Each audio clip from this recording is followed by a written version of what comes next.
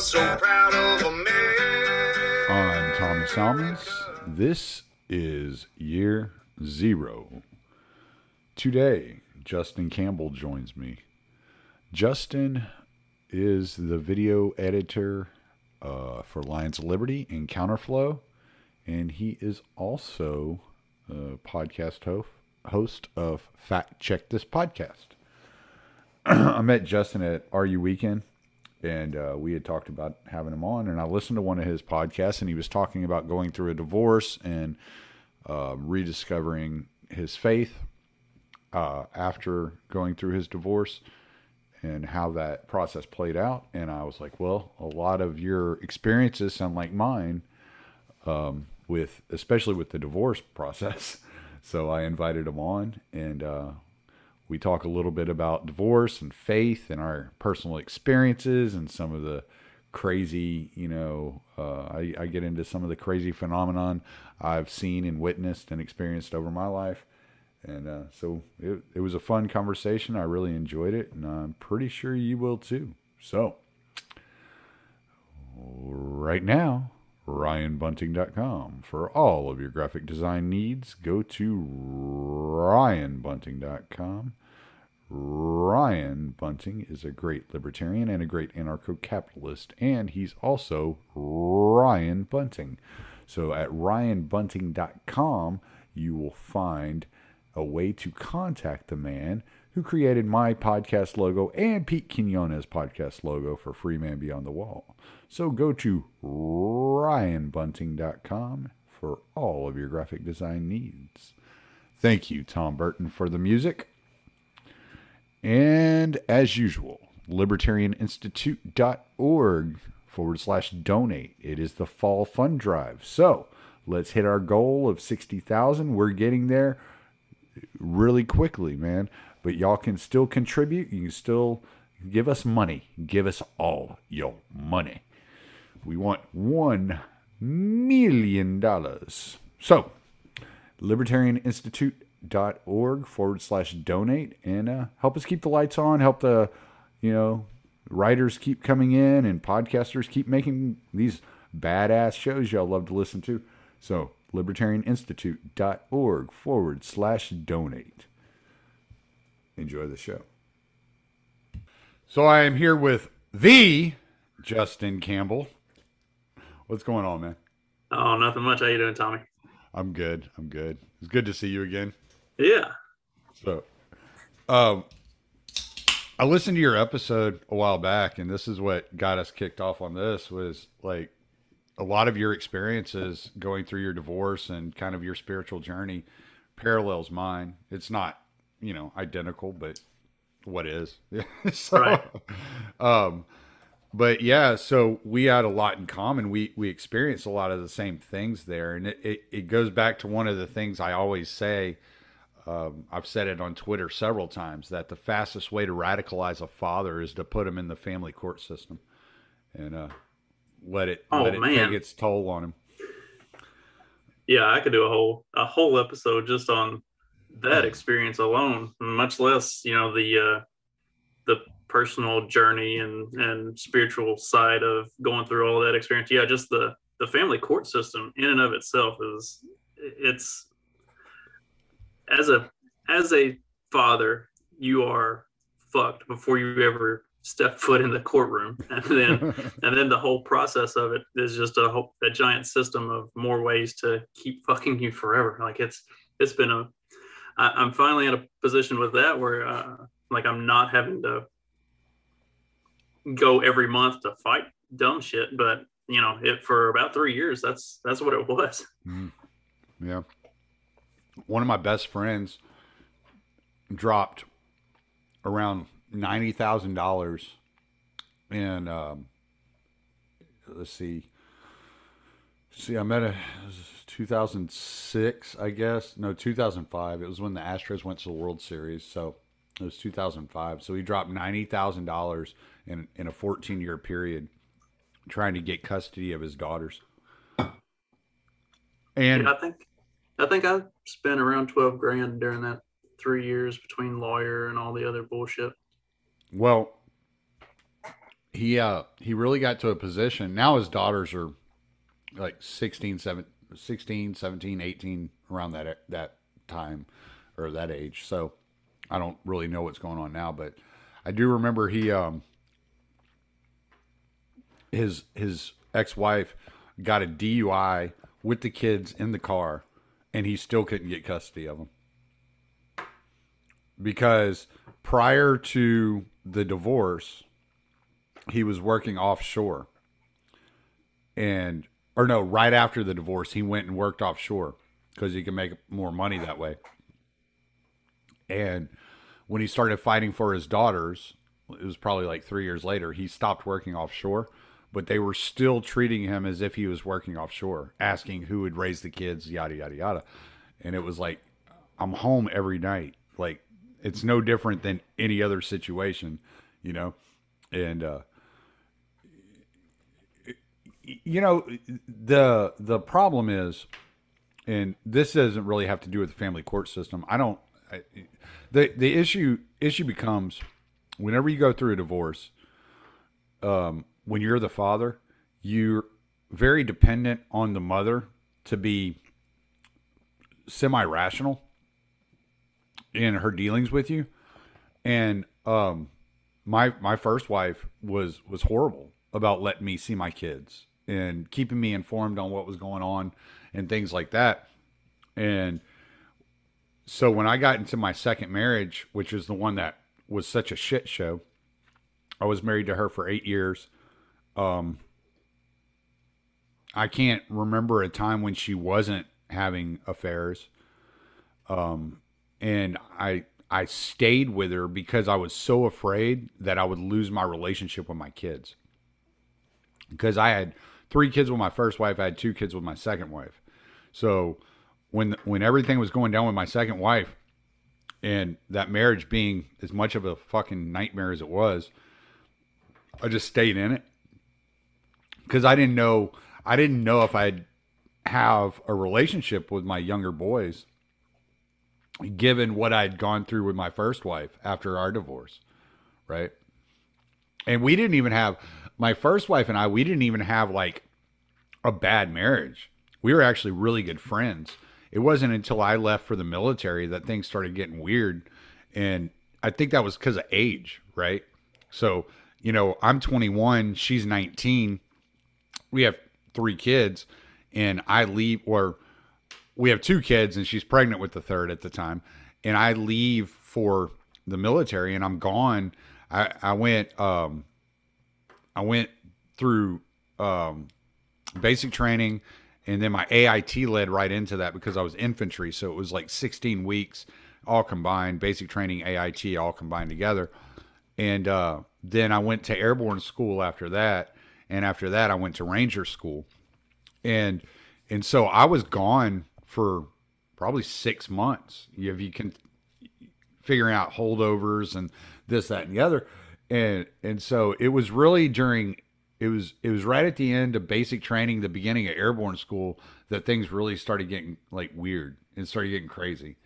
And, you know, for a couple that rarely ever fought, you know, whenever we were living together, we were fighting every time we got on the phone with each other. And, you know, her personality had changed. And I really mark it up, a lot of it, to just how young we were and the inability to understand, you know, low time preference behaviors, you know. So and so I look at it, and then I heard your story, and you're talking about 8 years of hell that you went through, and I'm like, yeah, 8 years is fucking a lifetime when you're in a situation like that. It'll really fuck you up. And kind of like what you were talking about with going to the military, I did a lot of traveling, and I was away a lot for work, not necessarily because it was a requirement of the job, but like my mental mindset at that time in life was I was really trying to push forward with my career. I was trying to make a name for myself in the industry, and like I was trying to make all the money all at once.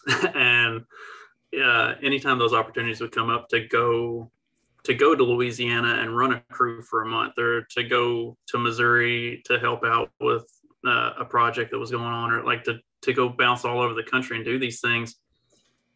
I had been told early on that if they offer you that opportunity and you say yes, you set yourself up to just climb the ladder ad infinitum. But if you say no, they don't ask again. So like, you have to weigh early on. Do you want to set yourself up to really make that money and to have that name, or do you want to just sit somewhere and be comfortable? And I wanted to make all the money, and I wanted to be like at the very, very top. And so anytime something like that came up, I jumped at it. And to my own detriment ultimately, but especially short term at that time, to the detriment of my marriage, and it, in the bigger scheme of things, like because it's kind of part of what we're going to talk about, is like to the detriment of my faith, and kind of like I kind of sold my soul for wealth, power, and influence, and while I see the value in those things, I've definitely calmed down a lot as I've gotten a little older. Well, yeah, I mean, that's biblical there. I mean, what good is it if you gain the whole world and lose your soul? So my we'll get into the spirituality of it, which is I don't know, it's really still kind of hard for me to discuss, and I don't think I quite understand it completely, because my parents weren't big into church, but I went to church, right? We lived in an area that the church that I went to had a bus that would come around and pick us up from the apartment complex, and stuff like that. And so they didn't go, but they got me out the door, and there. And our daycare that we went to in Dallas was run by a church, right? It was a church. And so my mom, I guess, was always kind of a Baptist, but my dad was more of an agnostic. He was just like, whatever, like, and I've kind of gotten to that point in my life, and that's kind of where I turned to, was kind of like, I don't know how anybody could claim to know. I don't understand I think the act of trying to be fundamentalist or evangelical a lot of times is hubristic, thinking that you have all the answers, which we run into that in the Libertarian Party a lot. So it always just kind of struck me as odd, like that hellfire and brimstone. I never got any spiritual, like, food, I guess you would say, like no spiritual gas from Baptist preaching. It was always left me with more questions than answers. And one thing that we can both probably attest to is what leads people like us to, like, libertarianism and these types of ideas is this searching for truth. We're looking for the truth, and we think we found the best way of finding the truth. Maybe not the best truth, but the best way of finding the truth. And so we find ourselves getting very evangelical in our ideologies. And I began to really recognize, I guess in 2018, 2019, how the tenor of whether it be libertarians or Democrats or Republicans, like, reflected that evangelical religious tenor. And I was just really turned off by it. And I kind of shied away from people that talked that way, because I've always found strength, or the ability to say, I don't know, led me to more knowledge than if I acted like I knew what I was talking about all the time.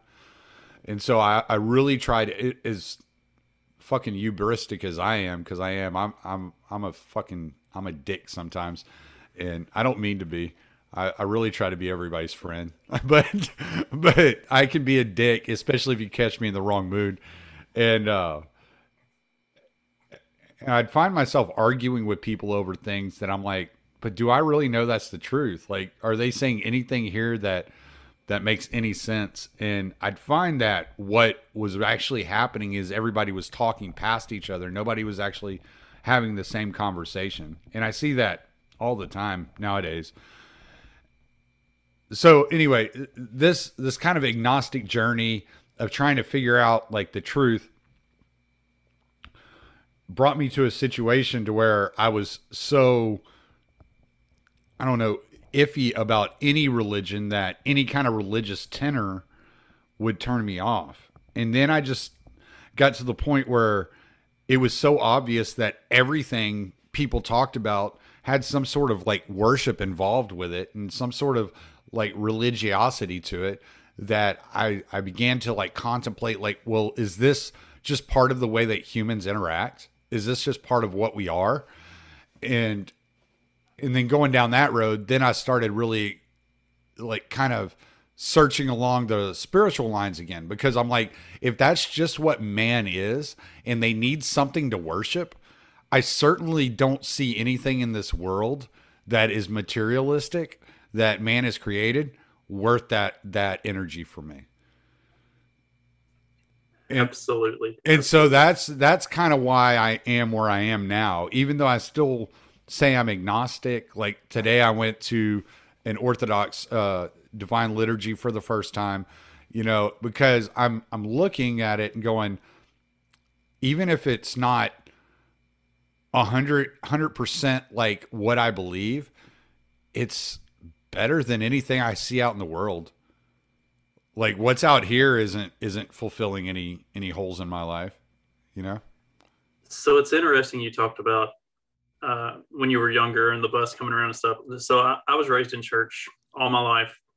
Christened when I was a baby. My parents were Methodist. My mom was raised Catholic. My dad Methodist, and then we went to Methodist church all through, or like for literally all my life. My parents still go to the same little country church back home. And as I've gotten older and looked back on it, like I know that being in church every week like that kind of shaped my religion a little bit. But as I look back on it, like even when I was in high school and early on in college, I don't think I got anything from the messages. Like I wasn't getting spiritually fulfilled. Like I wasn't not in the like scriptural doctrinal way. The thing that I remember most about being young was youth group, was hanging out with other kids, was having conversations with them about, you know, just life in general, like not looking at theology, not really even like, I remember sermons that would get me fired up, but they didn't get me fired up to dig deeper into the Bible and to understand things better. Like they got me fired up because the pastor preached on something that was like a rah, you know, cheerleader type thing. And so that's where I am now with the spiritual journey, especially since the divorce, because that really, and I can talk about that a little bit more. I didn't really talk about that in my episode, but like the actual like being broken was an interesting aspect that came out of that, because that was something that I never really thought of. But where I am, you know, where I was as a young man and in those early formative years, it was more of a community. And now there's still the community side of it, but it's more looking for like depth, not just that surface level hanging out and having fun and communing with people. You know what I mean? So that's kind of an interesting shift that I've found through my spiritual journey. And like I said, like the being broken thing, like kids would talk about it in like revival groups and youth retreats and stuff, that they had this like real come to Jesus moment where they realized they had been doing terrible stuff, and they felt like they were broken, and then come out on the other side like renewed and all that stuff.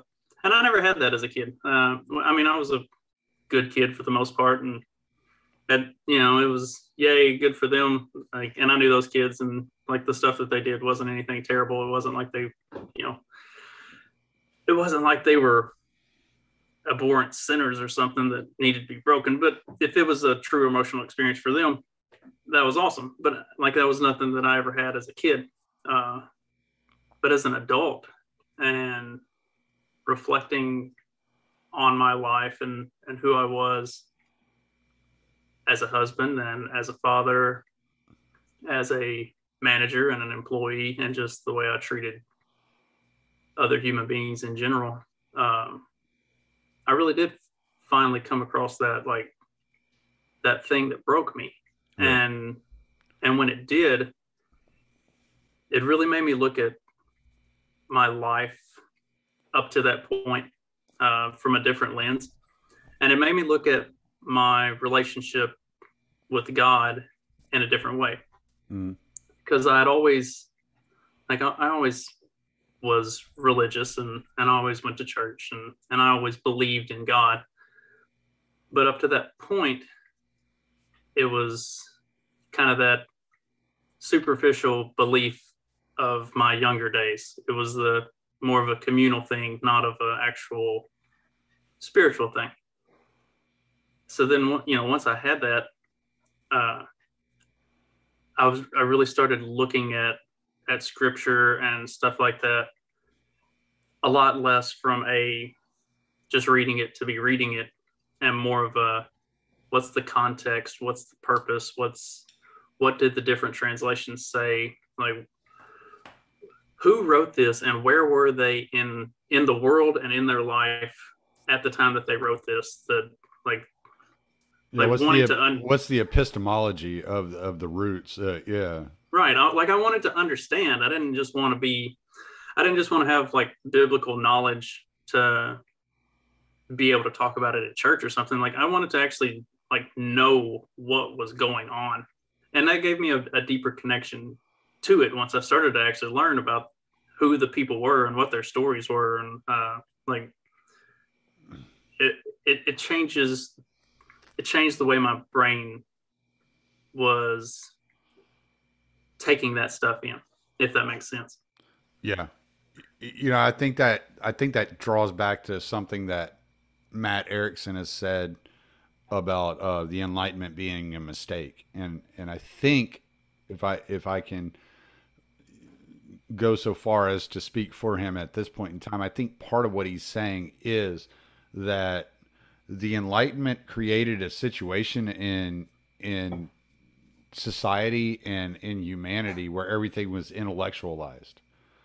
And that's one thing that I found that I have issues with, because I analyze things, then I overanalyze them, then I analyze them again, and that's a never-ending cycle with me. Is because I'm always trying to compartmentalize, trying to put everything into some sort of category, right? And use my left brain to file everything where it belongs, and that's not what it is. And so I never had, like, I'm like you, I never had one of these come to Jesus moments. Like, that's never happened to me. Like, when things got bad, I was less likely to be faithful.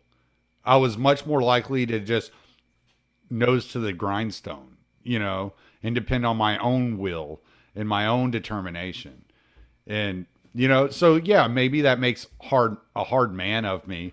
And, I'm able to do things that I may not otherwise be able to do. But I remember and you're talking about betrayal specifically, the ninth gate of hell, as far as Dante is concerned, is betrayal, and that's the depths of hell, for a reason, because there's nothing like being betrayed. That nothing feels as bad as being betrayed. And so whenever I was going through that with my second marriage and dealing with all that betrayal constantly over and over and over again, I found that I would pray. I would say something along the lines like, okay, like, show me you exist. You know, like, intellectually, I know all this stuff. I know the Bible. I know the teachings. I know all this stuff. But show me. Like, prove it. Like, make all this stop. Just prove it. Just stop all this. And it never happened. And that led me to being agnostic. It did. Is not receiving an answer. Maybe wasn't the answer I was looking for. Maybe that's what my problem was. You know, I was. See, that was the. I'll be real quick. No, with you go ahead, man. As long as you need to. The part of my story that I talked about on my episode was I had always prided myself in being a very independent individual, and like I believed in God, and I did the whole church thing, and I tithed, and like I did what I was supposed to do as a good Christian, you know. But when I prayed, it was always surface level prayer. Like I never actually asked for stuff. I asked for the stuff that you're supposed to. I said the things you're supposed to say when you pray. But I wasn't going to ask for God to help me with stuff. Like that was my job. I'm the man of the house. I'm the dad. I'm the father. I'm the husband. Like it's my job to take care of shit. And so when I hit that point in the marriage where everything that I had done to try to fix things and make it right didn't work. And I finally just like broke down and I was like, okay, like this is clearly outside of the realm of my ability to fix. Like, please fix this marriage, make it work, make it better, help, you know, heal us and this and like make it right. And from that point until we got divorced, it went the opposite direction. It just got worse, progressively worse and worse. Yeah. And man, I was pissed off. I was the day that I filed for divorce, as I drove from Indiana back to, at the time I was living in Pennsylvania for work. And so as I made that drive, it was basically 13 hours of me telling God, go fuck yourself.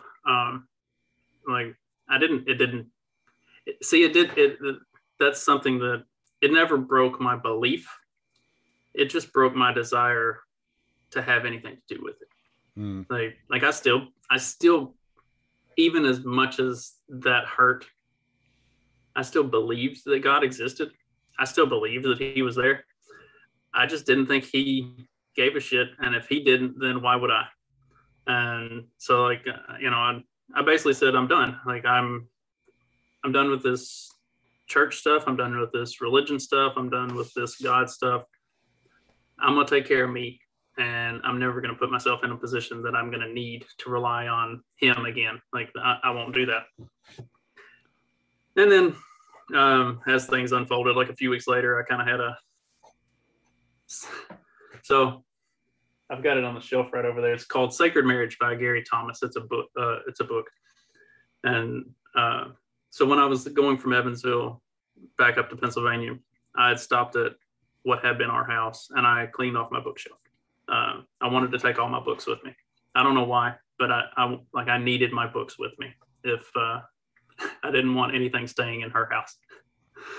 So I've got this box full of these books, and I start taking them out of the box and putting them on my bookshelf there in my apartment. And I come across the Gary Thomas book, and it's, you know, Sacred Marriage here, you know, like a week and a half after I filed for divorce. I'm like, I don't need that shit anymore, and just like stick it up on the shelf. And it was a really weird feeling because it felt like no matter where I went in the apartment, that book was staring a hole through my head. And I didn't like it. So I went and I pulled the book off the shelf. I was like, this is not for me, and slung it across the room, and it slid under the coffee table. And I had my laptop bag under the coffee table. And so when I got to work the next morning and I pulled my laptop out of the bag, the book fell out on my desk. And so I was like, okay, if this is what it takes, if this is what I got to do, then I'll read the book. And when I'm 2 chapters in and this has nothing to do with me or my life anymore, like the book goes in the trash and that's it. We're done. Like I already told you I'm out. Like you can keep trying to, reel me back in, but it's not going to work. So I'll give you this little thing and I'll read as much of it as I need to know that it's not for me. And then we're done. And chapter 2 of that book really focuses on inflection and looking at who you are and what your role in your relationships are. And it fucking broke me. Like I said in my episode, like I'm glad nobody came in my office that day. Like it was one of those dumb, weird days where nobody came in to ask me anything. My phone never rang. I just sat at my desk and read this book and cried like a fucking baby all day. But it really made me think a lot about who I was, how I handled relationships, and how I handled especially my relationship with God, because that's kind of a focal part of like your relationship with God. Kind of stems out into all of your other relationships. Mm-hmm. If you're doing the spirituality and the Christianity thing right, like that should really be the focal point. And if you have that good relationship there, then you have the good relationships everywhere else. And my relationship with God up to that point had been very surface level and doing the things that you're supposed to do as a good Christian and not necessarily actually being invested in that relationship. And if I'm not invested in that relationship, why would I be invested in any other? And I wasn't. I mean, so that was hard. I guess it's hard to see yourself in that light. And it really makes you, I mean, for me anyway, it really made me think of things and look at the way that I treated everybody else around me and the way I treated myself. And then as I kept on going, I can see now that the answer that I wanted from God at the time was to fix that marriage. But that marriage didn't need to be fixed. It needed to burn. What God needed from me was to fix me.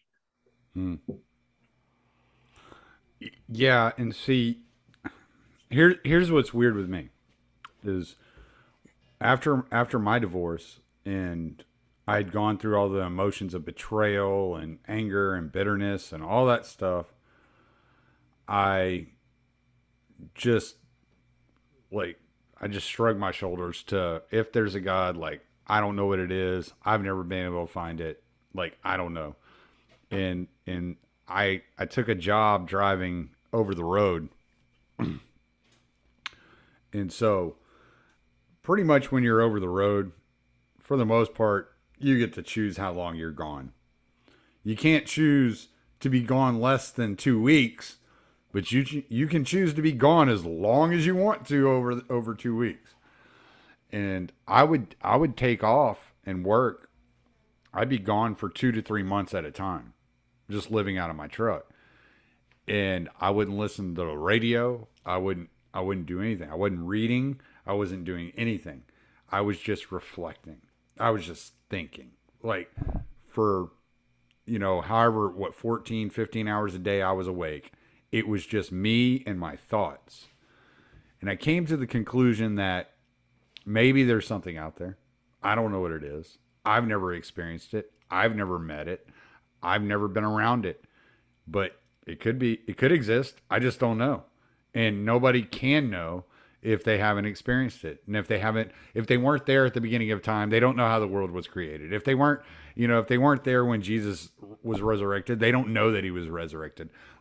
And so I just came to this conclusion, and that's what's kind of like guided my life. But what I found was, after going through this, my relationship with myself improved.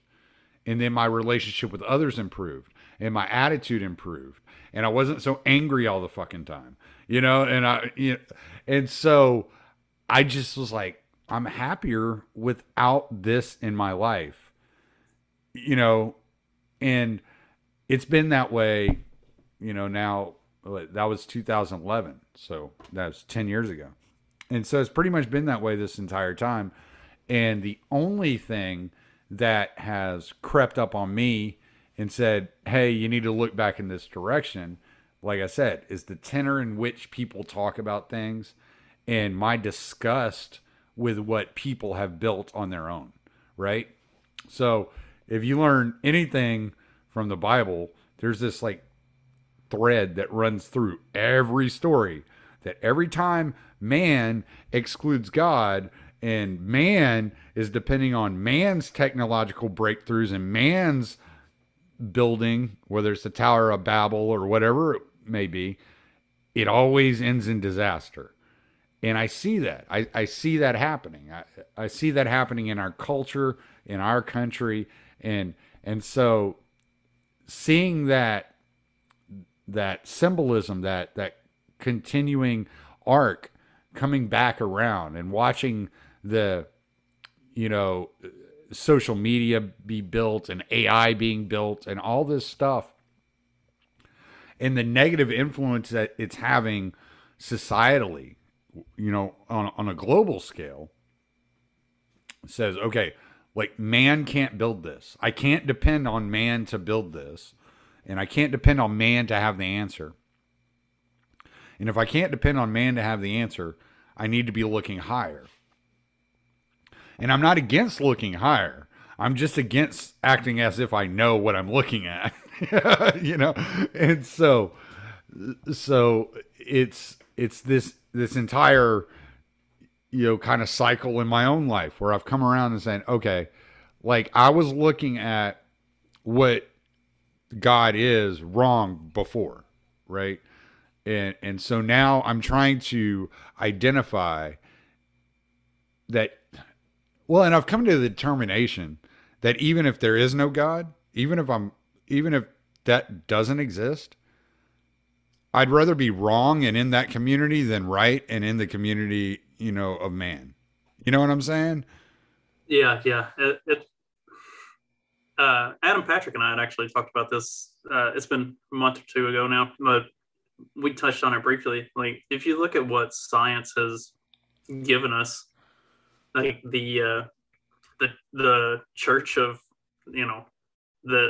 because societally it is a church. I mean, the people that worship science and technology and all of this, they are not happy. They are not doing well. And if you look at like third world countries and underdeveloped countries and places where they don't have all of this stuff and they don't have all of this science and, all of this truth as it would be considered, they have faith and they have community and they're very spiritual. And you see those communities, like, they are successful and happy, and they don't have all of the problems that the religion of progress has given us. I mean, there is something very real about, like, that spiritual connection and that communal connection have way more value than all of this shit that we build and that we make and that we can prove. Like, that's I listen. I'm sorry. I just want to interject this real quick. I listened to that. Have you ever listened to that Lord of Spirits podcast? I've listened to some. I haven't. I've heard it. I've heard it talked about a lot, and I just haven't had a chance to get into it. And I probably just need to. So one of the priests on there, Father Stephen DeYoung, he has another podcast, and it's called The Whole Counsel of God, and he's just walking you through the Bible. Like, I think when you look it up on iTunes, on Apple, it starts in Luke, but he has done Genesis through the Old Testament up to the New Testament, and he's going to finish the New Testament, and he's going to cycle back around to the Old Testament, and it's going to be recorded again. So it's like, but it's just loop that he's just doing, and he's just going through the Bible, constantly going through the Bible. And he was explaining Paul's epistles. This was in, I think this was in First or Second Thessalonians. He's talking about this. And he's talking about experiencing the love of Christ. And he said, you will never experience the true love of Christ and the true knowledge of Christ's existence without being part of the church. So his interpretation is, if I'm getting this right, and I could be getting this wrong, but his interpretation is that you're commanded to love one another as Christ loves the church, because if everybody within the church loves one another as Christ loved the church, then you'll have that kind of spiritual, like, awakening to what Christ's love actually is, you know? And so it's really interesting that you keep bringing up community. And so you brought it up like 4 times now. So I had to interject that now, because the community. See, that's an interesting thing that, for whatever reason in modern society, because like I said, part of this extra steps that I've taken in the spiritual journey was, looking at the foundation of stuff. And in modern religion, the church has become a building, but that was never what the church was intended to be at in the founding of Judaism or Christianity, or honestly any faith or spiritual group. Like, church was not supposed to be a place. The church was everybody who got together. Well, the church was the new Israel. It was the bride of Christ, So, I mean, there's a lot more there than just a building. And I think a lot of that's lost upon us in modern society, especially Western culture. And that's why I found it so interesting to go to that Orthodox church today, is because I can't. My wife was like drilling me because she didn't go with me. She slept in today because she's been cleaning like a mad woman for the last couple of days. She just got it in her bones that this shit needs to be done now. And I was like, okay, fine. So I ended up going along, but she's going to go with me in a couple of weeks. I told her I'd bring her. And she keeps asking me, like, so what was it like? What happened?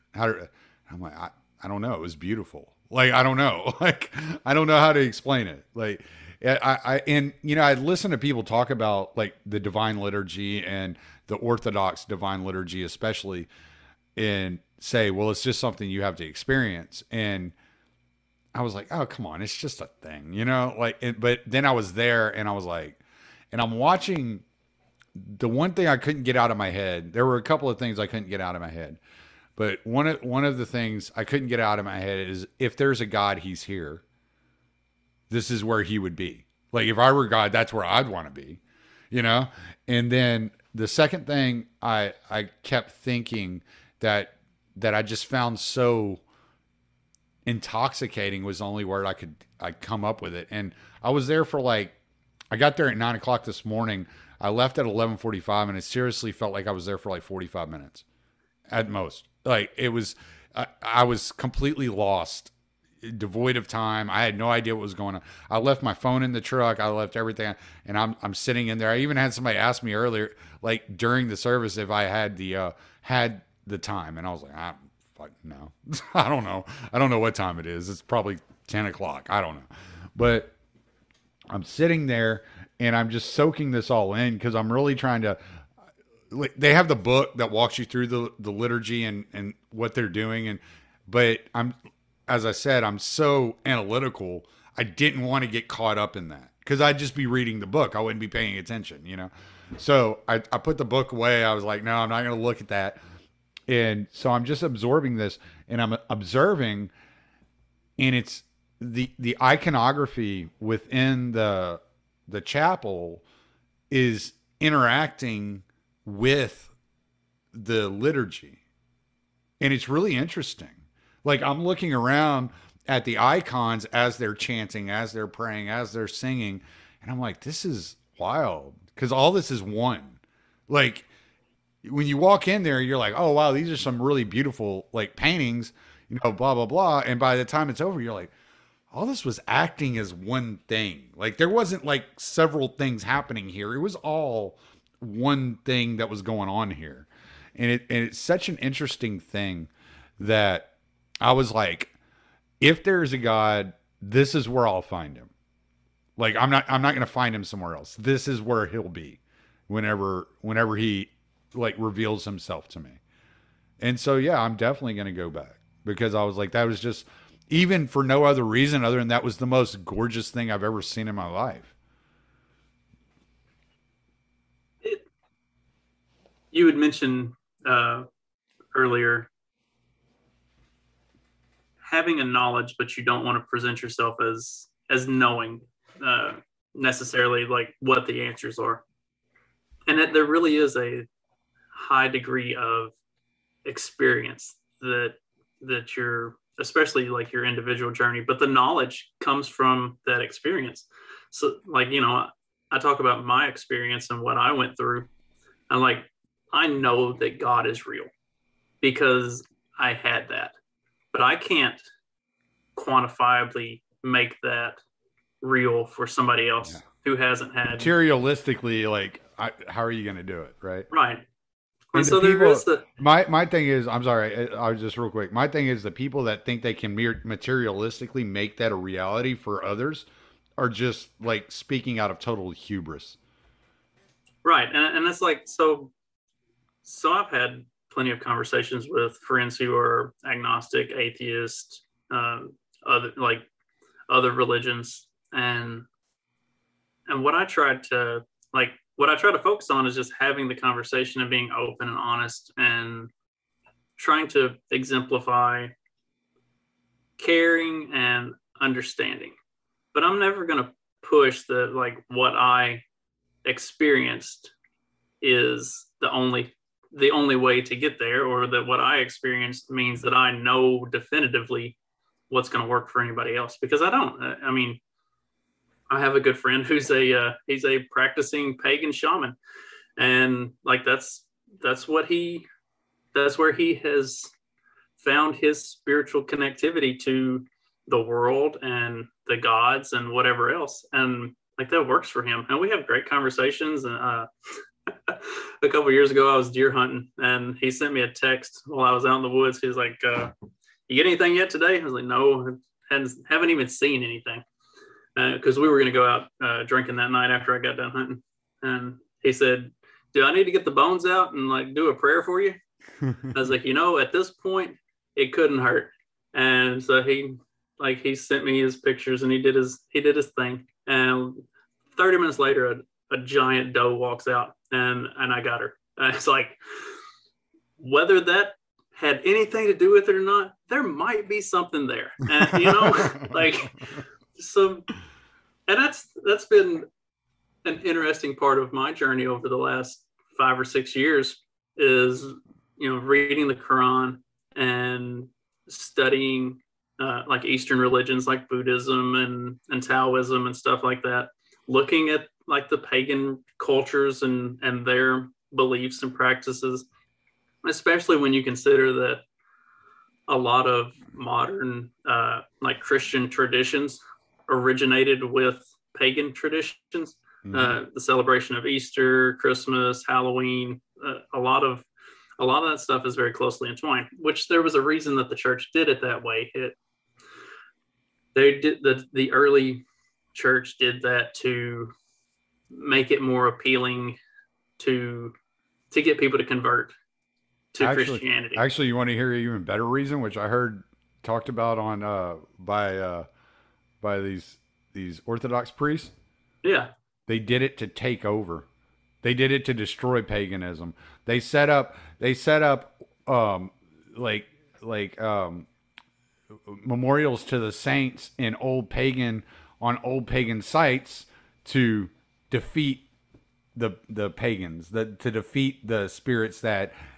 I was like, that's a pretty cool way of looking at it. Hell yeah. You want to talk about the warrior king? Hell yeah.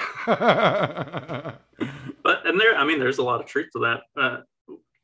See, I have a huge issue with the point in history where the church became the state, because that was not the foundational intention of the church. Like, well, I mean, if you look at Judea back in the day, you can't separate church and state. It was all interacted. It was all intermingled. Yeah, Rome was the state, but they, the Judeans, they had their own courts and this, that, and the other that they operated within, and it was all done via the Torah and religious law.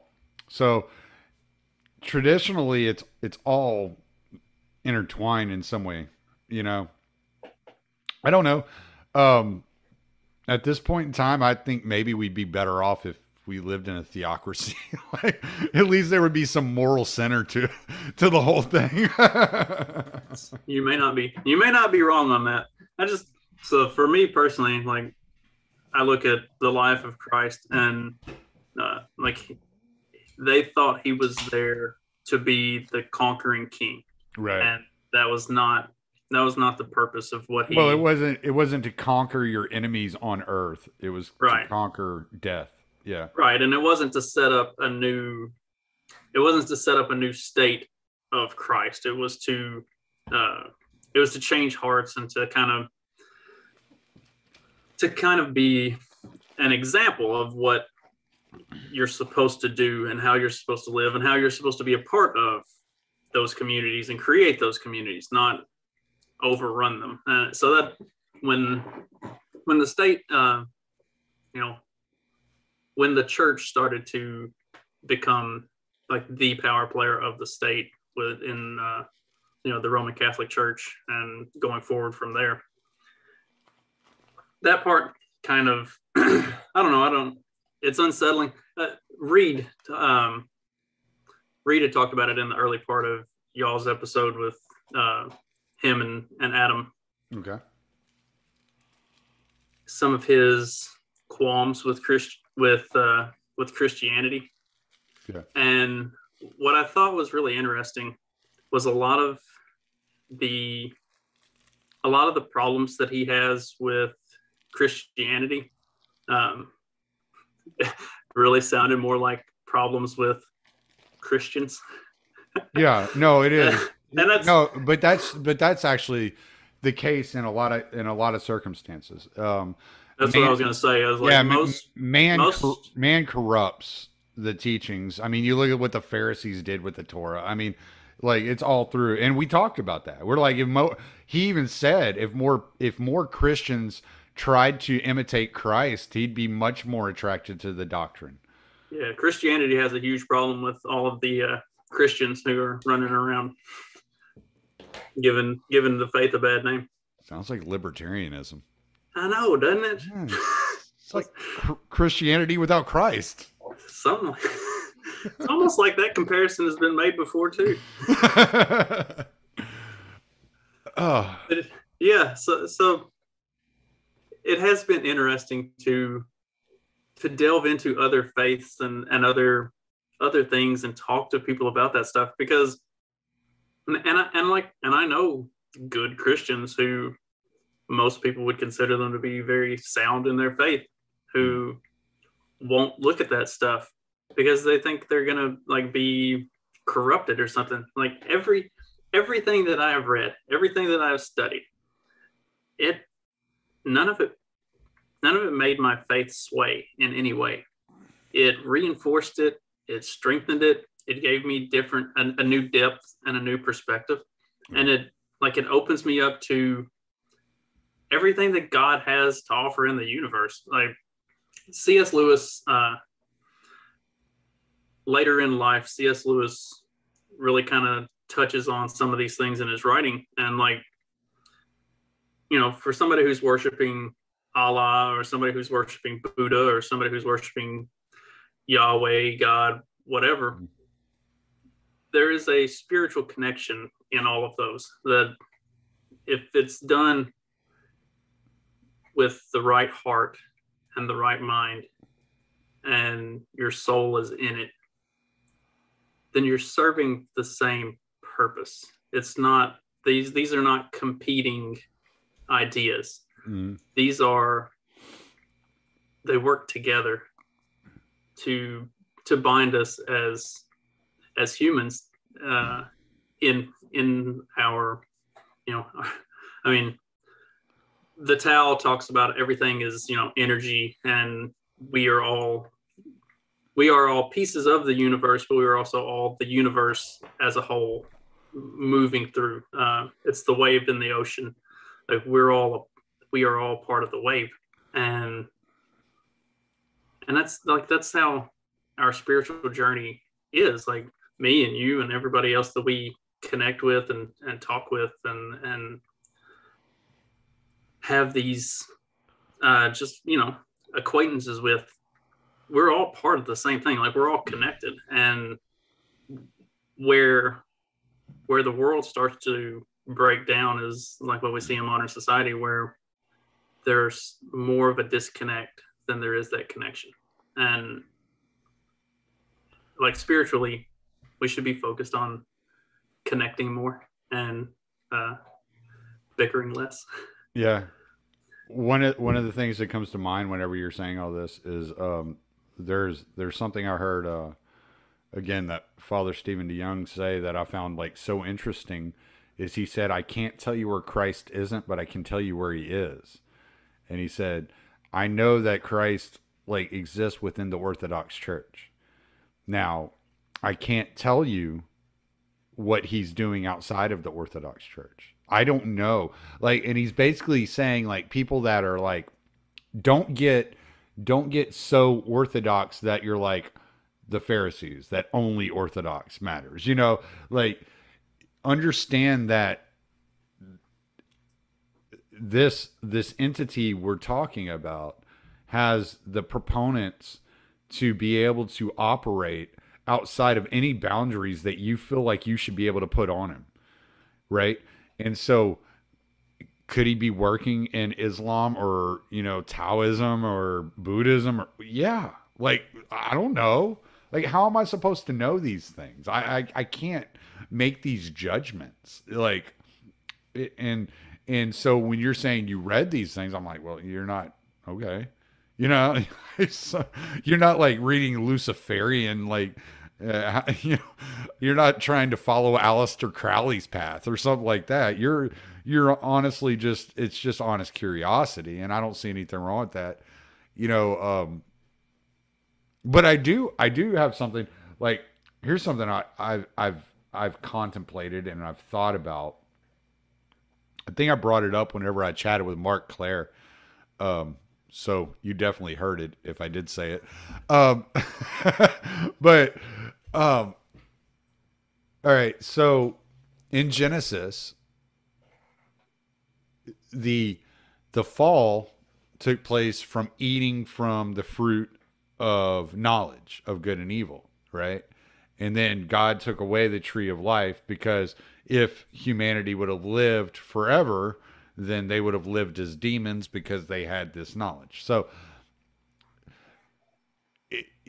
one of the things, like the Nephilim were supposedly teaching humans technology and these technological advances prior to humans being ready for that knowledge. And so therefore the humans were abusing the knowledge, right? So you look at the way like technology exists, right? Atomic energy didn't come about until after the nuclear bomb type deal, you know, like that type thing. It's always like the most evil intentions that kind of like prequel like better results. And so you look at how AI is being rolled out and the things that we're being told about it, and it makes you nervous.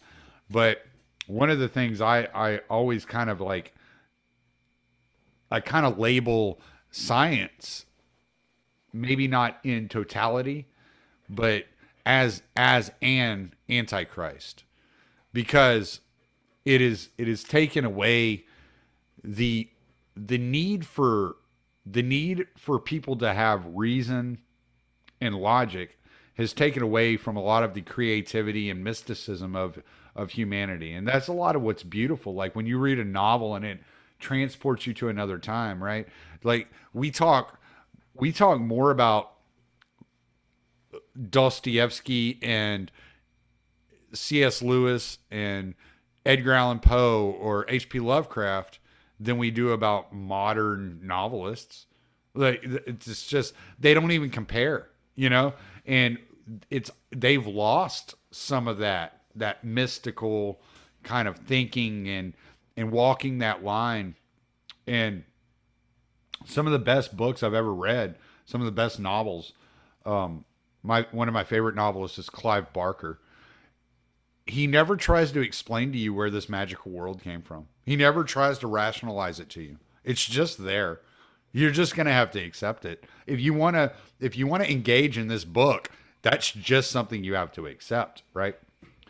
And so this rationalizing of everyday life has led us to a point where there's no acceptance of a possible mysticism on the macro level, because we can't compartmentalize it. We can't categorize it, right? We can't physically touch it and move it and put it in a file and know where that goes. And there have been things in my life. One of the instances I gave, it was the last time I had Adam Patrick on by himself, was I talk about my son who was born 12 hours after he was born. He started vomiting blood and he wouldn't stop. He went through he went through the amount of blood of 9 infants. And, you know, yeah, they use science, blood transfusions, blah, blah, blah. But they couldn't figure out what's wrong with him. No matter how many tests they ran on him, no matter what they did, they didn't know what was wrong. And this went on for 6 days. And then on the 7th day, he rested. Because that's when he stopped vomiting blood. Never started vomiting blood again. That 6 days solid. It happened. 7th day, it stopped. Never started again. He's never had any more than a cold. They don't know what happened. They don't know why he stopped. It just, one of those things. And it's like, all right. And it's easy if you're like programmed to say, well, God did this, then it's easy to say God did this. Now, I'm not going to sit here and say I had a religious experience due to this, but I recognize the fact that it was magical, that there was something there that happened that nobody can explain what happened. Never have been able to explain what happened. And there's no amount of rationalizing or filing or categorizing that I can do to make that a logical instance in my life. And that's the only reason I never went full atheist, is because there are things that I've experienced in my life that I can't explain. I don't understand. Whether it's God or whatever the hell it is, it was way beyond anything we're capable of understanding or knowing. So much of the focus of my podcast is to point out abuses of power and how bad things have gotten and the direction in which we're heading as a society. And it can be a real black pill. I've partnered up with Richard Grove to offer my listeners an opportunity to sign up to his Autonomy Course. The Autonomy Course is designed for people looking for solutions, people that want to shape their own future, people that are not willing to be at the behest of large corporations or the United States government or the banking system. The Autonomy Course is designed for those of you who wish to have complete control of the reins of your life, who are looking to be successful, to thrive and not just survive, to provide for your family by utilizing your existing skills and learning how to market and sell those skills in order to be your own boss, or learn new skills in order to leverage that into a new career opportunity. So if there's a job out there you've been trying to get or you've been wishing you could get, but you just don't have the skills for it, the Autonomy Course is the place for you to start, to learn how to land that position, to learn how to market yourself better, to gain confidence, and to be surrounded by a community of like-minded people that will encourage you and help you along the way. So use my affiliate links and go check out the Autonomy Course. It could be right for you. Right. Whatever it is and whatever you want to call it, it's you can't deny that it exists in some way. And it happened. Like, I don't know what to tell you. Right. I had a friend in high school that he had a couple brain tumors, and they were getting bigger. They weren't chemo and stuff wasn't working, so they were gonna remove them. And when he went in to have them removed, when they did the x-rays and stuff, they just weren't there. They were just gone. So they didn't have to crack his head open and pull chunks of his brain out. They just weren't there anymore. And they were there and then they weren't. And was that a God thing, or was it? It's definitely something that there's no rational, logical, scientific explanation for why two tumors just were there and now they aren't. Yeah. Right. And it's things happen in the world that there is something else touching this world of ours. Something's at work. Whatever it is, something's at work. And you can call it whatever name you want to, but it's there. And you don't have to believe that you don't even have to believe that it does so intentionally. It may not be a conscious being, but that there's something that's definitely there. Yeah. There was something my wife and I were talking about last night, and we always call it my alien abduction. Seriously, it was the weirdest fucking shit, dude. This is if you didn't experience it and you weren't there, it's one of the hardest things in the world to believe, right? So I had gotten home from over the road, and I'd come home, and we're sitting out on our front porch drinking beer. All right. My wife comes into the bathroom, and when she comes back on the front porch, I'm gone. I wake up in a ditch 4 miles away from the house, and she gets a call from the police saying they picked me up. And this was 5 minutes or 10 minutes, 5-10 minutes after she went to the bathroom. How the fuck I went 4 miles in 10 minutes barefoot? It was just one of those weird things, man. It was I was just picked up and dropped off, and it was the fuck just happened? And it's not like I could have walked off this property. This was before I have the dogs I had now. I had another dog at the time. That dog would not have let me walk off this property without him following me. It wouldn't have happened. And it was just one of these weird things. And my wife's like, do you remember anything? I'm like, no, I literally don't remember that day at all. The only thing I know about that day is what you've told me about us sitting out on the porch. I don't remember anything. I remember waking up, coming to consciousness in a ditch down the road, 4 miles down the road.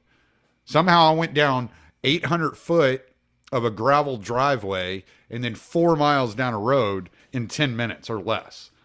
I don't know how it happened. I don't know how I got there. I don't know what happened. I know my wife went to the bathroom, and then I'm getting picked up in a police car because somebody was like, there's some random dude wandering down the road. And because I just got up like, where the fuck am I? What the hell's going on? And I'm like stumbling, like trying to like wave down cars. Like, can you give me directions back to my house? And, you know, they asked me what happened. Like, and the best I can say is it felt like I was thrown out of a vehicle, out of a moving vehicle. That's the best I can give you. But I don't know. I don't know what happened. I know I was sitting here on the porch, and the next thing I know, I'm waking up out in a ditch. Like, that's it. That's all I know. And like, what happened? I don't know. Is it aliens? Is it angels? Is it God? Like, what? I don't know. Like, don't ask me. Like, you know? And so, yeah, there are these like weird like experiences. I've seen ghosts. I mean, I've seen all kinds of crazy shit in my life because I've gone out looking for it, you know, at certain times in my life. Because I've always I always wrote fiction. So I was always interested in the supernatural and anything that was going on out there, you know? And so if I would hear of something, if I would hear of a place, like there's a place in Houston called the Blue Light Cemetery. And so it's these gases that are released from the earth that causes this blue light to glow around these headstones. But it was like growing up, like it was supposed to be haunted. So we would go out there at like 3 a.m. It'd be all foggy and shit. And the fog would be all like blue. It'd be like glowing this blue. And you're like, wow, this is fucking crazy, right? You know, so we would go do things like that, you know? And so looking for these experiences, looking for this supernatural experience, you know? There was supposedly in Katy, Texas, there's supposedly what they call the witch's grave. And it moves. It like disappears at certain times of year. I had a buddy of mine who swears up and down. He's like, dude, look, I trenched through this fucking rice field. I got into this clearing, and right there at the edge of the clearing where the tree started again, there was a tombstone. And I took a piece of paper and I took those long chalk things. I chalked it onto this paper, and he showed me this paper. It was blank. He's like, look what I got. We met up at Denny's that night. He's like, look, I got it. And he pulls out this paper. It's blank. And he's looking at it. And he's like, I swear I just etched this an hour ago. And he's soaking wet up to his waist. And it's just like, there's something happening. Like, people believe these things. I don't know where these things come from, but people believe these things. Things happen. You see things. You experience things. Especially if you go out there, start to look for ghosts. You're gonna find some shit you may not want to find sometimes. But you know, it's hard to discount the possibility of something supernatural being out there whenever you experience things like that. There's an author that has written a couple books. I think it's The Case for Miracles or something. But anyway, they go around the world and find cases of what, for no other way of explaining it, would be like modern day miracles. And like, that's something that we've talked about. I say we, like in the church group that I have been a part of for a while.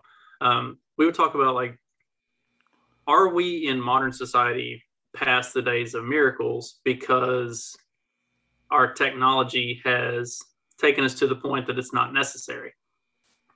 But then when you look at other parts of the world that are don't have anywhere even close to modern technology like what we have, miracles are highly prevalent, like miraculous healings and stuff like that happen all the time in those parts of the world. And which those parts of the world also have a considerably stronger level of faith than what we do. I mean, most of modern American Christianity and just religion as a whole is pretty surface level. Like, there's not a lot of depth to most people's faith. And the more depth of, when when you get out into those parts of the world that don't have the technology, that do have the depth of faith, miracles are very prevalent. So something's going on out there, and there seems to be, at least in some cases, something deliberate that's going on. I saw one of the coolest things I'd ever seen today, and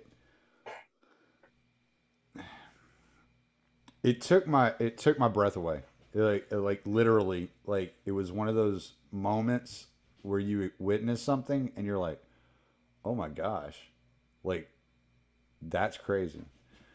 You remember the story of the sick man that touched Jesus's robe, and Jesus turns around and says, "Who touched me?" You know? So I'm sitting here at this liturgy, and they're getting ready to do the Holy Communion, and they're praying, and they're walking around the church with the body and blood, and doing their ritual with the sacrament. Oh no, just I'm sorry, I kind of get lost because it was such an interesting moment. So they're doing that. Well, when I was there by myself. I'd gotten there before anybody else. I was just sitting there listening to them pray, because they do an hour of prayer before they start the liturgy. And I just wanted to hear the prayer. I wanted to be there for that. And so I sat there probably about 30, 45 minutes by myself, just listening to them pray. And this guy shows up, and he's just hacking, just coughing. He sounds like cancer, like lung cancer coughing, right? And you could tell that he was very much into the liturgy. He was very invested emotionally and spiritually into what was happening around him. And I kind of was like peripherally watching him, because he was like right there, just across from me. So I could peripherally kind of keep track of what he was doing. And I was just kind of watching the way he was going through the liturgy and the way he was enjoying it. And when the priest came around with the sacrament, he just kind of brushed the priest's cape. And I was like, wow. Like, what, did that just happen? Like, are you that real? Like, that's real belief. That's somebody that was like invested, completely invested. And actually, he came up and introduced himself afterwards, after everything was over. He was a very nice guy. Spoke to him for a few minutes, and he was telling me about his mom growing up Lutheran, blah blah blah. But it was just one of those moments where you're like, I just saw somebody reenact this famous story that I had heard ever since I was a kid, and I just saw him do it, and I'm like, did he do it because his illness, whatever that illness is, or did he do it as a gesture of interacting with the sacrament? I don't know, but in that moment, it was like, this guy really believes that he's getting healed by this. This is doing it for him. Something is happening for this guy in this moment. Yeah, I think it is a disservice to discount something like that, because like I know there are a lot of skeptics, especially in the libertarian community, where faith and things of that nature are involved. But it would be a massive disservice to discount a person's like felt experience and right. and deep-seated belief. It's like arguing the semantics of the nap and everything else. Like it's like arguing the semantics of gender. Right. If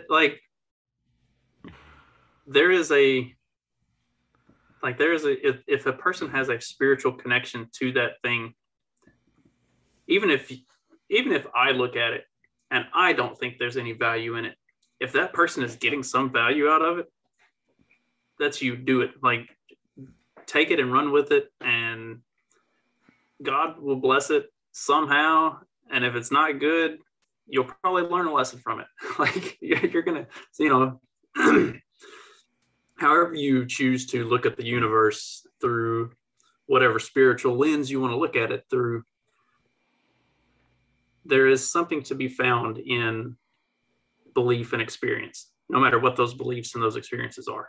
And I very deeply believe that. And I also believe that there is a God, but even if there's not, I still think there's something. Well, maybe wife and I were talking, and I was I was trying to portray what it was that was going on. And I told her, I was like, I really can't describe it for you.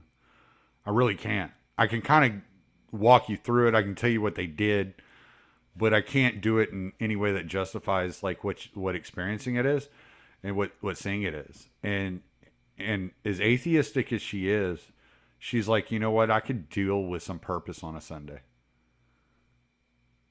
Like, maybe we don't join the church. Maybe we just go and just enjoy the ritual and enjoy the tradition. But there's nothing wrong with having a little bit of purpose on a Sunday. And that's kind of like, all right, yeah. And it kind of gets you out of your routine. It kind of gets you away from the purpose of materialism. Like, I gotta get ready to go to work tomorrow and blah, blah, blah, blah, blah. Why can't I put that off for a couple hours? Why do I have to start doing that at 7:00 in the morning on a Sunday? Why can't I wait until noon to wash clothes and do all that, stuff that I have to do on a Sunday, or record podcast episodes, which I usually don't start recording until after 3 anyway on a Sunday. I usually try to do 2 on a Sunday, and I try to do 1 at 3 and 1 at 7. And, the rest of the day's my own. Like, why not give up a little bit of my time to experience some tradition?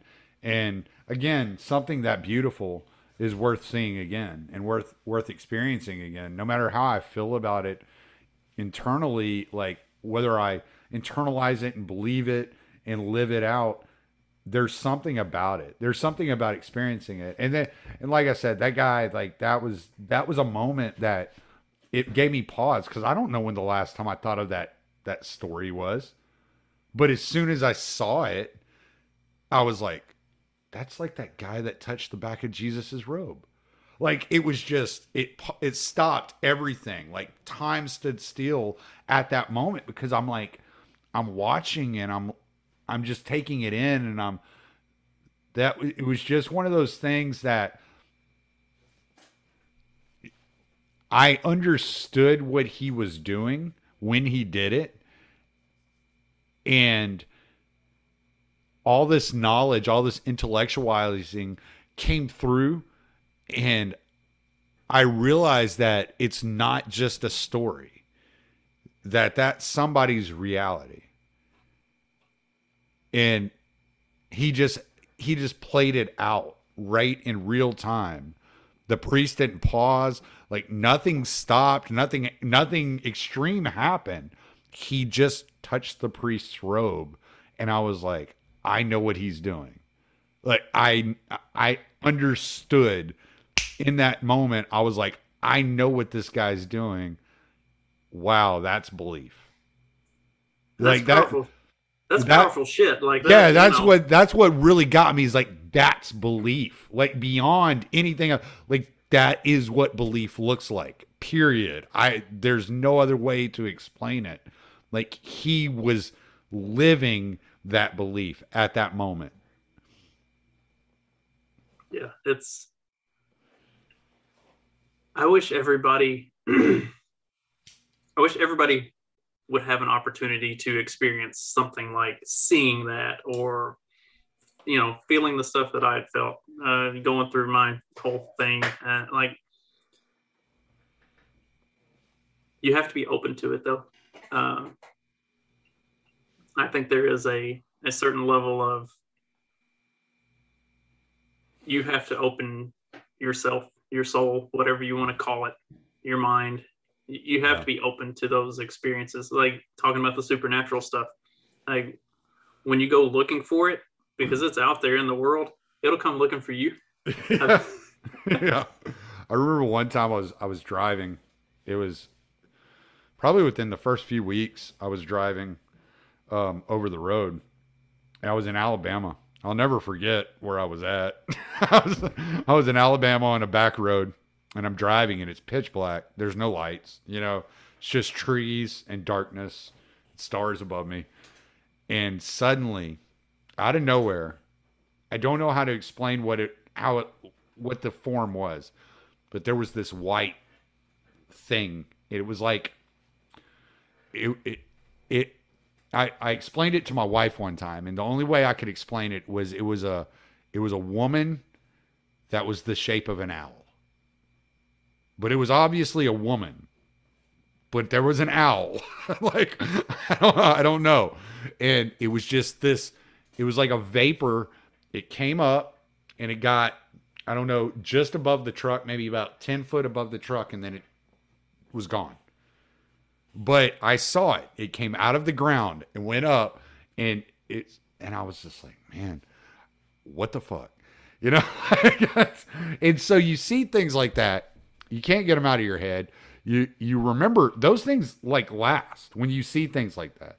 Where it comes from, what it is, like, I don't know. I don't have the capability of formulating a way of diagnosing what it is or categorizing what it is.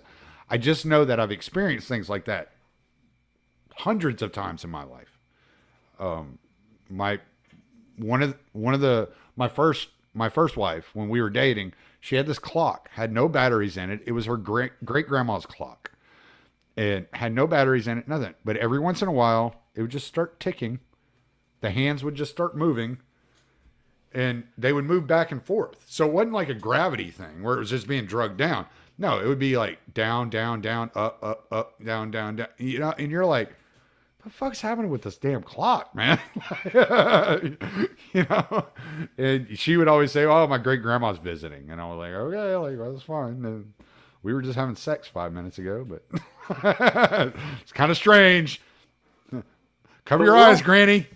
The world is strange, though. I hunt. I have since I was a kid, so spend a lot of time out in the woods, and you see things and hear things, especially early in the morning, right before the sun comes up, or right as the sun's going down. Like that's not just the time when the animals move. Like, right. That's when everything's moving. Yeah. And so like you see things where there's no wind, but things move. Yeah. And it's like, so then, like, being a hunter, I'm naturally looking for like a deer or a squirrel or something, but there's nothing over there. Yeah, you're looking for movement. Yeah. Right. And so you see movement and you're like, there's got to be something over there. And you're like, no, there's nothing over there. No birds, no nothing. It's like, but why did these leaves on this one bush move, but no other leaves move? Yeah. Right. And like you see things like that out and I'm sure somebody who's a super skeptic could give a really detailed explanation of how it's the way that certain magnetic field of the earth and blah, blah, blah. Yeah, whatever. But when you spend enough time out in the world and see those things enough, like there are things going on that are beyond us, and science can't explain them, and technology can't replicate them.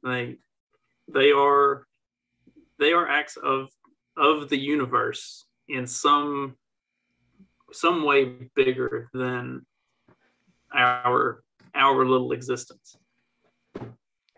Is that the that arch? I'm not. This is not explaining it at all. Is that the Pareto distribution? Am I getting this right? Where it's like a lower IQ, middle IQ, higher IQ. You know what I'm talking about? Is that the Pareto distribution? I think that's right. I can't remember what it's called. But you know what I'm talking about. You see the memes where it has like the low IQ, the middle IQ, and the high. And that's kind of how I'm starting to feel about like religion. It's like the low IQ, there's definitely a God, and the middle IQ, like, oh, there's no such thing as God, and the higher IQ, there's definitely a God. Because the smarter people I meet all believe in God, And the lower educated people I meet all believe in God. It's all the fucking normies, all the fucking middle IQ people. You know, the 115s are all like, no, like there's no such thing as fucking God. So that's interesting that you bring that up, because historically, people who had a high level of faith were some of the high-end inventors and like discoverers of stuff. I'm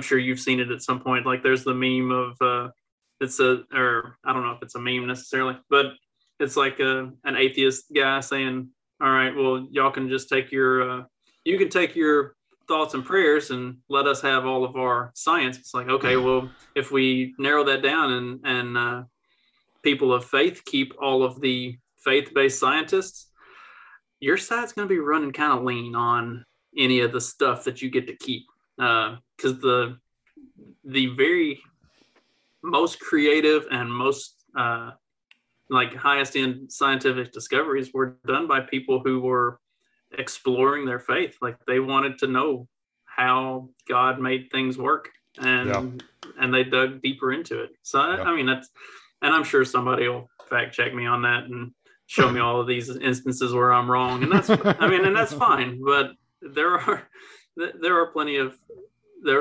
scientists who were not at all based in faith and did it strictly for science. But there were a whole bunch more that were very much very devout in their faith, and the reason that they were exploring it to begin with is because they wanted to understand God and His universe better.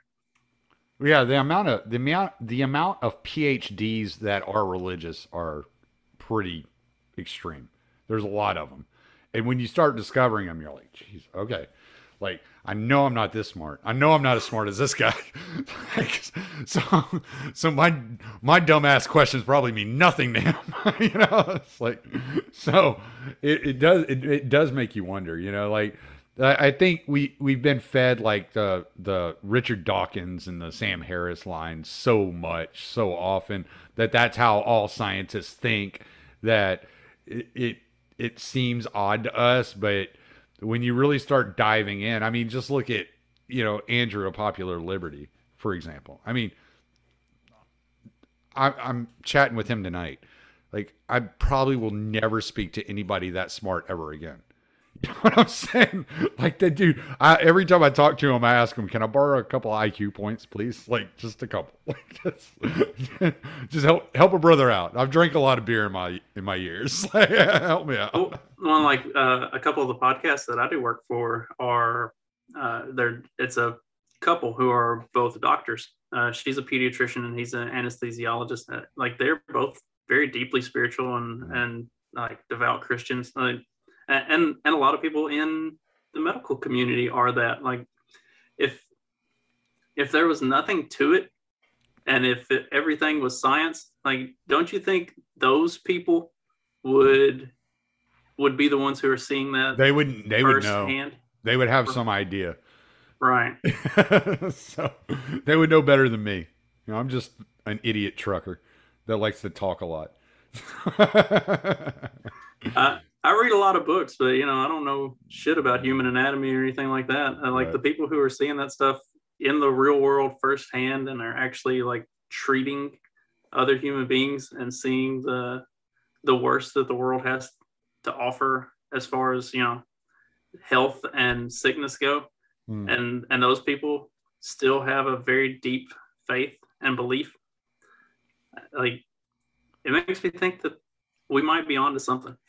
The only thing about human anatomy I know is my penis still works. So as long as you got that, you're doing good. Yeah, I'm doing all right. You know, not impotent yet. So, well, hey man, you any closing statements? Anything you want to lay out there before we do the plugs and everything?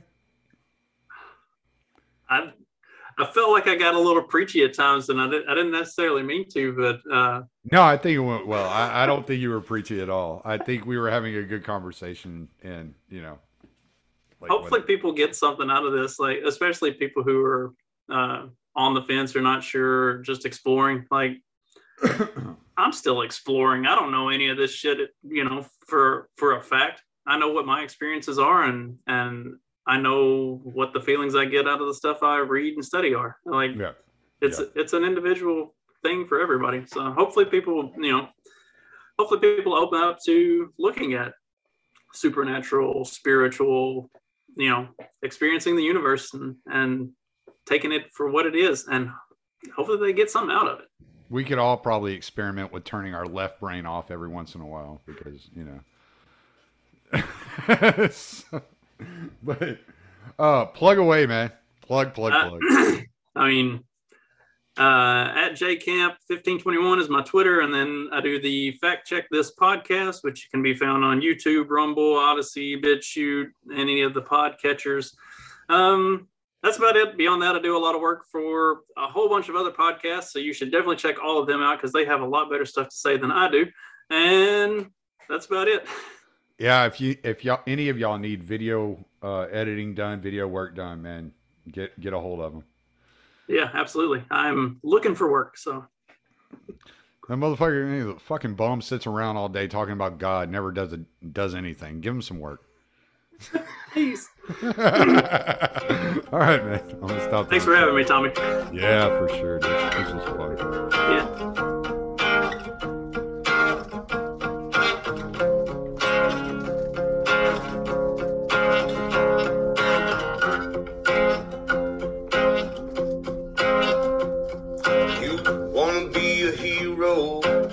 Said you're just a slave. All your good intentions took you to your grave. Your pride is how they killed you. With the flag you wave just like a fool. They promised you a mountain, gifted you a stone. They demanded that you throw it into your neighbor's home, and then seize all that they worked for and give it to the throne just like a tool. Well, as we all just stand in line and glorify new ways of being cruel, it seems to me humanity is not something that they're teaching us in school. They dumbed us down all around, propaganda, their pollution. They set a cage up on the stage, a facade for all solution. They build a wall, block them all from this mental institution. It's insane. Now they're writing their own rule books and they're crossing all their T's. They're fashioning their people to all wear beggars' knees. If you want a clean drink of water, well, you must say pretty please. It's all a game. As we all just stand in line and justify these crimes done in our names, it seems to me authority and tyranny are both one and the same.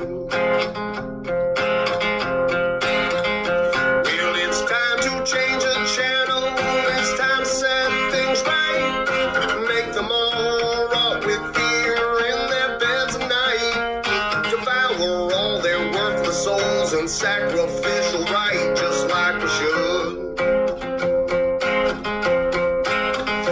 Cause this world needs a cleansing to burn away the shame and destroy all the remnants of those who are to blame. And we'll stack them up like cordwood, watch them sizzle on the flames for good.